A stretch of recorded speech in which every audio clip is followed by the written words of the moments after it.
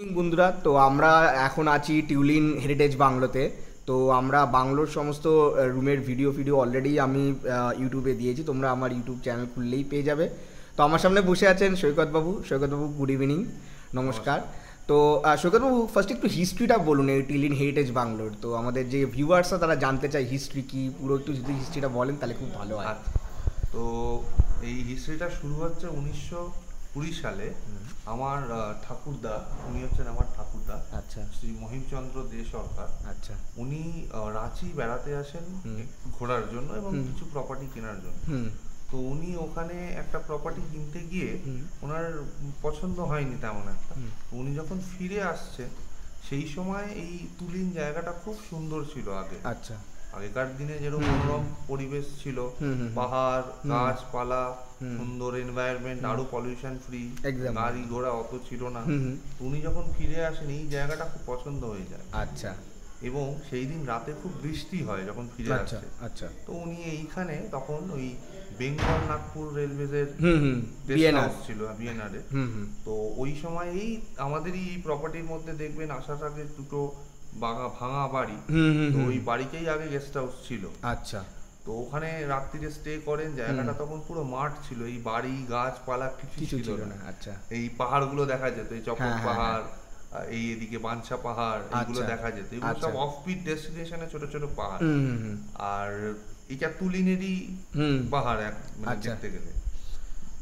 আর পছন্দ এসে যায়, সামনেই তুলিন স্টেশন। সেটাই মানে কি বলবো, একদিকে স্টেশন, একদিক মানে দুদিকে পাহাড়, সামনে আবার সুবর্ণরেখা নদী, মানে একদম প্রাইম লোকেশন একদম।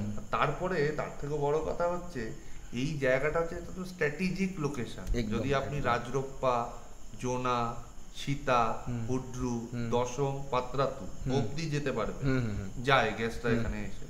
আর তারপরে আবার এখান থেকে আপনি দেউলঘাটা, মুরুগুমা, খয়রাবেড়া, অযোধ্যা পাহাড়, upper dam, lower dam, marble lake, এগুলো সমস্ত, পাখি পাহাড়, পার্ডি লেক অব্দি যাওয়া যায়। বাপরে বাপ, ঘুরে টুরে আপনারা আসতে পারবেন।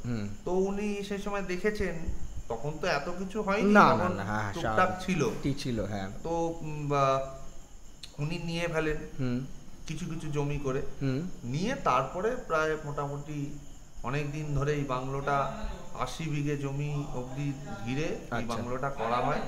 এবং এই যে আপনি যে এইখানটায় বসে আছেন, এই যে দেওয়াল আপনি দেখাতে পারেন, এই দেওয়ালগুলো হচ্ছে ওইদিকে দেখুন পিলার গুলো সব 25 ইঞ্চি, হ্যাঁ, সব দেওয়াল। এবং সব থেকে বড় কথা হচ্ছে চুন সুরকির বাড়ি। আচ্ছা, আপনি নিজের এক্সপেরিয়েন্সে বলুন। হ্যাঁ, আপনি তো এই ঘরে রয়েছেন, আপনার কি এসির প্রয়োজন খুব হচ্ছে ঘরের মধ্যে? না, খুব একটা হচ্ছে না। হ্যাঁ, সকালবেলার দিকে একটু গরম লাগলে তখন, বাট তখন রোদ পড়লে, কিন্তু সন্ধ্যেবেলা আবার রাত্রেবেলা খুব প্লেজেন্ট ওয়েদার। আর রুমগুলো ঠান্ডা ঠান্ডা কেন, আপনি ওপরটা একটু গরম পাচ্ছেন কারণ ডাইরেক্ট হিটটা পাচ্ছেন। এক্স্যাক্টলি আমাদের ঘরে যদি ঢোকেন একটা টেম্পারেচার ডিফারেন্স পাবেন, যেহেতু চুনসুরকির বাড়ি এবং এত মোটা মোটা দেওয়াল। এক্স্যাক্টলি এখন আর দেখা না, এখন তো দেখা যায় ভুলেই যান। হ্যাঁ, এখন তো এখন এগুলো গল্প হয়ে গেছে, মানে আমরা শুনে এসেছি গল্প, সেরকম গল্প হয়ে গেছে। সুতরাং উনি খুব পছন্দ করে এই জায়গাটাকে তৈরি করেন। আপনি এই গাছ টাছগুলো দেখছেন, এই গাছগুলো প্রায় 90 বছর পুরনো গাছ দেখাচ্ছি আপনাদের। গাছ, বিশাল গাছ, দুটো বিশাল পাইন গাছ। এবং উনি এই যে আপনি যে টল ট্রি গার্ডেনটা দেখছেন, প্রত্যেকটা গাছ ওনার লাগানো। বাহ, আজ তো প্রায় অনেক বিঘে জমি বিক্রি হয়ে গেছে, কিন্তু যতটা রয়েছে প্রত্যেকটা গাছ ওনার লাগানো। ওইদিকে আম বাগান ছিল, জাম গাছ ছিল, মানে এমন কোনো গাছ নেই যে গাছ এখানে ছিল না। বাহ, এখনো অবধি এখানে তুলো গাছ রয়েছে, এখানে আমড়া গাছ রয়েছে, এখানে জলপাই গাছ রয়েছে, এখানে ওই কি নাম যেন, বেল গাছ রয়েছে। কত বেল দেখতে পাবেন আপনি কাল সকালে যদি একবার একটু ঘুরে আসেন বাগানে বেল। আচ্ছা, তারপরে আপনি দেখবেন একটা ইদারা রয়েছে, বিশাল বড় ইদারা। এইখানে একটা ছিল, আরেকটা ছিল, আমাদের ওইদিকে জমিটা বিক্রি হয়ে গেছে। আচ্ছা, মানে আমাদের এই প্রপার্টির মধ্যে করেছে। ওই ইদারা গুলো ডিনামাইট ফাটিয়ে করা হয়েছে, মানে বুঝতে পারছেন কতটা ডিপ করে কতটা করা হয়েছে। তো এই সবের পেছনে অনেক হিস্ট্রি রয়েছে। আচ্ছা, এই বাংলোতে লেখক বিমল মিত্রর নাম শুনেছেন? বিখ্যাত লেখক, ওই সাহেব বিবি গোলাম লিখেছেন। উনি এই বাংলায় দাদুর কাছে মাসের পর মাস থেকে যেতেন, এমনি মানে এমনি থেকে যেতেন। তখন তো আর এই আমাদের গেস্ট হাউস বা রিসর্ট হয়নি, তখন এমনি লোকেরা ঘুরে যেত। ঠিক আছে। আর তারপরে হচ্ছে আপনি শুনেছেন হয়তো মহিষাদলের রাজা, আমার জেঠুদের বন্ধু বান্ধব ছিলেন, ওনারা সব একসাথে শিকার টিকা। এখন শিকারটা তো ইলিগাল অ্যাকচুয়ালি, তখন তো রাজারা শিকারেই যেতেন, বেসিক্যালি শিকারে খুব যেতেন তখন ওই শিকার টিকা। কিন্তু আমার ঠাকুরদা কিন্তু শিকারের একদম এগেনস্টে ছিল। আচ্ছা। এবারে উনি একদম নিরামিষ ভোজী ছিলেন, একদম ওনার একটু অন্যরকম প্রিন্সিপালে উনি চলতেন। আচ্ছা আচ্ছা আচ্ছা। এই যত আপনি এই ট্রফিস গুলো দেখছেন সবই আমার জেঠুর, শিকারি জেঠুর ইয়ে করা মারা। আর আমার জেঠুর ছেলেও উনিও শিকার করতেন। আচ্ছা। বাঘটাকেও মেরেছেন। বাহ বাহ। তার বাঘছাল আমাদের কলকাতার এই পিসিমাদের বাড়িতে আমি দেখেছি। আচ্ছা। একটাই দেখেছি। আচ্ছা আচ্ছা। আরো অনেকে গিফট করেছে শুনেছি, কিন্তু দেখেছি একটাই। বাহ। আচ্ছা, এখানে লেপার্ড খুব পাওয়া আগে আসতো। আচ্ছা, মানে এই জঙ্গলটাই বলছেন তো? হ্যাঁ, কেরওয়াড়িতে লেপার্ড আসতো আগে, বহু আগে। হ্যাঁ। তো এখন তো যত জনবসতি বাড়ছে তো ওরা তো আসবে। হ্যাঁ, সেটাই। বাট আপনার এই কোভিড কালে যখন ওই সবকিছু শুনশান হয়ে যাচ্ছে, কোভিড কালে আপনার কিন্তু এখানে ওই নেকড়ে বাঘ দেখা গেছে। ল্যাকড়া বলে, নেকড়ে না, ওই ল্যাকড়া টাইপের বলে। আচ্ছা। এখানে লাকড়া বলে। আচ্ছা আচ্ছা আচ্ছা আচ্ছা। মানে ওই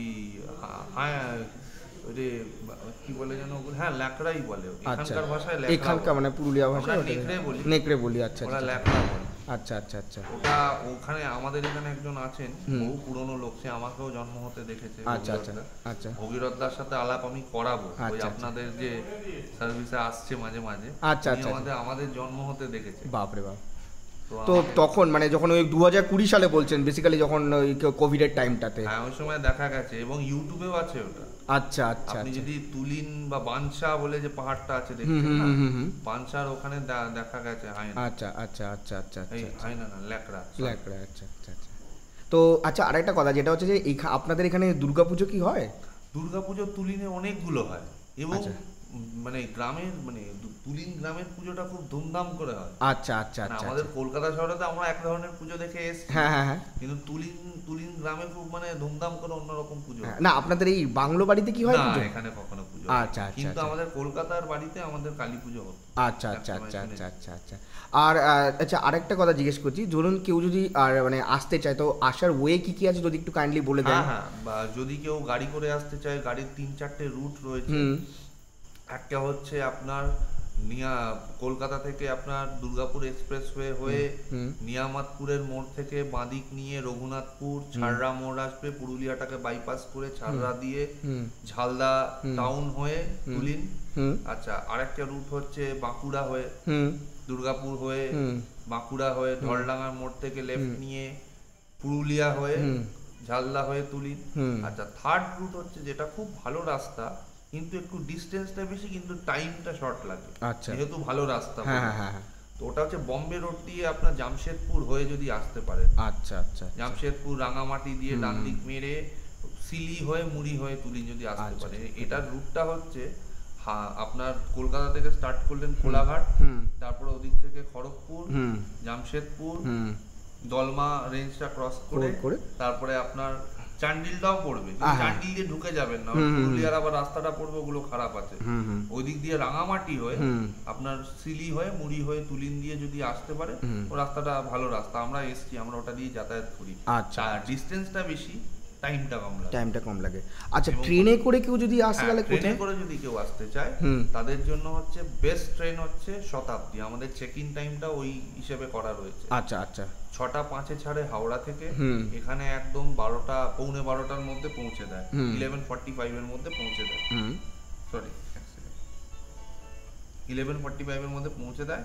এবার ওখান থেকে আমাদের এখানে মুড়ি স্টেশনে থেকে এখানে আসতে আমাদের 15 মিনিট টাইম লাগে অটো করে। আচ্ছা আচ্ছা। অটো 200 টাকা করে নেয় হচ্ছে স্টেশন থেকে, যদি মানে দরাদরি করে নিতে পারে। আর আমাদেরকে বলে রাখলে 50 টাকা এক্সট্রা পড়ে, 250 টাকা পড়ে, আপনার কার অ্যারেঞ্জ করে দেন। হ্যাঁ, কেন 50 টাকা এক্সট্রা পড়ে? কেন আগে থেকে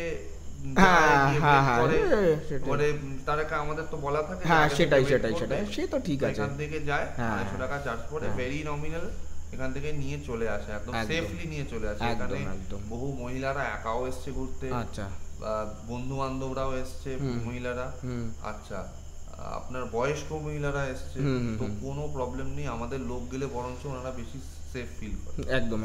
এবং এরকমও হয়েছে যে আচ্ছা আরেকটা ট্রেন আছে, সেটা হচ্ছে হাওড়া হাটিয়া এক্সপ্রেস, রাত্রিবেলা 9:30টার সময় ছাড়ে হাওড়া থেকে, এখানে 3:45টার সময় ভোরবেলা পৌঁছে দেয়। হ্যাঁ, কিন্তু ব্যাপারটা হচ্ছে ওই ট্রেনটায় আসলে আপনাকে একদিন আগে থেকে বুক করে আসতে হবে, যেহেতু ওটা রাত্রির বেলা পৌঁছচ্ছে, check in time check out টাইমটা ম্যাচ করছে না, রুমটাকে তো আগের দিন থেকে ব্লক না করলে একদম অসুবিধা হয়ে যাবে। রাইট, গেস্ট যদি থাকে কি করে আসবে। আচ্ছা, ওই ট্রেনটা হচ্ছে আপনার ভালো ট্রেন, রাতের ট্রেনটা সারাদিন পেয়ে যাচ্ছে, ঘুরে ঘাড়ে পরে তারপরে পরের দিন আবার শতাব্দী ধরে ব্যাক করতে পারবে। মানে ওই সারাদিন পেয়ে যাওয়াটাই অনেক, কেন ভোরবেলা আসছে, পুরো দিন আপনার হাতে, পুরো দিন একদম। আর ট্রেনেও একটু ঘুম তো হবেই, একটু ঘুমিয়ে নিলে হয়ে যাবে, সকাল সকাল বেরিয়ে পড়লেন, অযোধ্যা পাহাড় ঘুরে নিলেন, বা ঝাড়খণ্ডের ফলস, রাজরপ্পা এগুলো দেখে নিলেন, দেখে নিয়ে আপনারা চলে আসতে পারেন। একদম। তো বুকিং প্রসিডিওর কি আছে যদি একটু বলেন? বুকিং হচ্ছে আপনি অনলাইনেও করতে পারবেন, অথবা ওখানে তুলিন হেরিটেজ বাংলো গুগলে সার্চ মারলে যে নাম্বারটা আছে, ফোন করবেন, ডাইরেক্ট আমার ফোনে ফোন আসবে। আচ্ছা, আমি বুকিং করি, এবং আমার অল্টারনেটিভ আমার দাদার নাম্বার রয়েছে, তার নাম হচ্ছে শারণ্য, আমার নাম সৈকত, আমরা দুজনেই বুকিংকে হ্যান্ডেল করি। আচ্ছা। আমাদের থেকে ডাইরেক্ট যদি বুক করেন তাহলে বেশি সিকিউর থাকে, যদি ফোন করে বুক করেন। একদম। এখন তো নানা রকম অনলাইনের কারসাজি হচ্ছে। হ্যাঁ, সেটাই। মানে অনলাইন ফ্রড হওয়ার চান্সেসটা অনেক বেশি আজকাল, এবং ডাইরেক্ট আমাদের ফোন করলে একদম। মানে আমরাও সাজেস্ট করি সবাইকে, যে আমি এত জায়গায় ঘুরতে যাই, আমি সবাইকে সাজেস্ট করি যে ডিসকাউন্টও পাবেন। হ্যাঁ, যে সবাইকে সাজেস্ট করি সেটাই, যে আমি আপনার বুকিং নাম্বার আমি ডেসক্রিপশন বক্সে অলরেডি দিয়ে দেবো। তো মানে তাহলে আপনাকে ডাইরেক্ট ফোন করলে কি তাহলে ব্যাপারটা খুব সিকিউর হবে। সিকিউরের থেকে বড় কথা ওটা তো হবেই, আর আমি যখনই মানে আপনাকেও যখনই আমি বুক করেছেন, আশা করি আমি বলে দিয়েছিলাম, স্পেসিফিক্যালি আমি ভালো করে পুরো রুমের স্পেসিফিকেশনটাও দিই। একদম। এবং আমার যদি কোনো রকম রুম ছোট থাকে সেটা আমি বলে দিই। একদম। আমার সেমি রুম ছোট আছে, আমার 7 নম্বর রুম, সুপিরিয়র রুম ছোট আছে ফার্স্ট ফ্লোরে, একদম। সেটা কি, বা আমার যদি মিনি ডরমেটরি যদি কেউ বুক করলো, যেটা ট্রিপল বেডরুম, ওটার বাথরুমটা আমাদের বাইরে কিন্তু প্রাইভেট, আমি কিন্তু বলে দিই।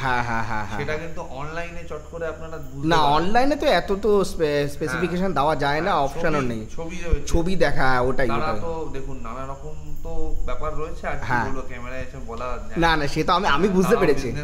হ্যাঁ, মানে বিভিন্ন রকম প্ল্যাটফর্ম যেটা বলছেন, যেটা MakeMyTrip, Goibibo, যেগুলো বলছি আমি সব জানি। আচ্ছা, আর খাওয়া দাওয়া তো জাস্ট অসাধারণ। আমি পরে কুক আপনারা আজকে ব্রেকফাস্ট করেন?